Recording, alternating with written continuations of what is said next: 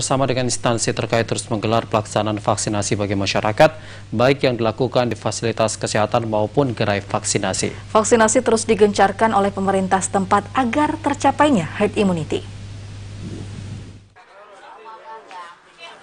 Pelaksanaan penyuntikan vaksin COVID-19 untuk dosis 1 dan 2 telah dilakukan bagi masyarakat Aceh Jaya.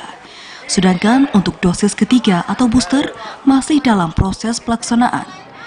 Dari data yang diterima melalui Dinas Kesehatan Aceh Jaya, jumlah warga yang melakukan vaksinasi COVID-19 terus meningkat, terutama untuk dosis pertama dan dosis kedua. Sedangkan untuk dosis ketiga masih sangat rendah. Secara keseluruhan, untuk dosis pertama jumlah warga yang sudah tervaksin mencapai 95% dan untuk dosis kedua sudah menyentuh angka 69%. Namun capaian untuk dosis ketiga baru mencapai 8%. Jika dilihat secara keseluruhan, capaian vaksinasi tertinggi untuk dosis ketiga adalah di kalangan tenaga kesehatan yang sudah mencapai 90%. Bagi pejabat publik telah mencapai 13%, masyarakat umum 8%, dan sementara untuk lansia pencapaian dosis ketiga baru mencapai 4%.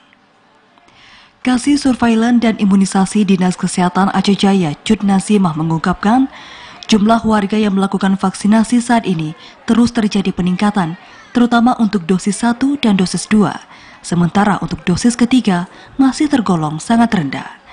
Dalam upaya mencapai target tersebut, pihaknya terus menggenjot vaksinasi, baik yang dilakukan oleh fasilitas kesehatan maupun berbagai instansi lainnya, sehingga jumlah 70% warga Aceh Jaya yang divaksin bisa tercapai.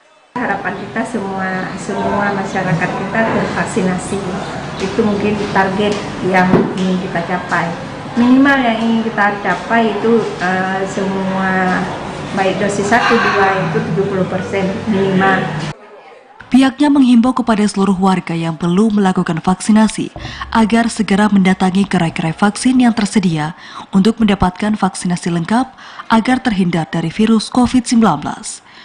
Dari Aceh Jaya, Musliadi, TVRI melaporkan.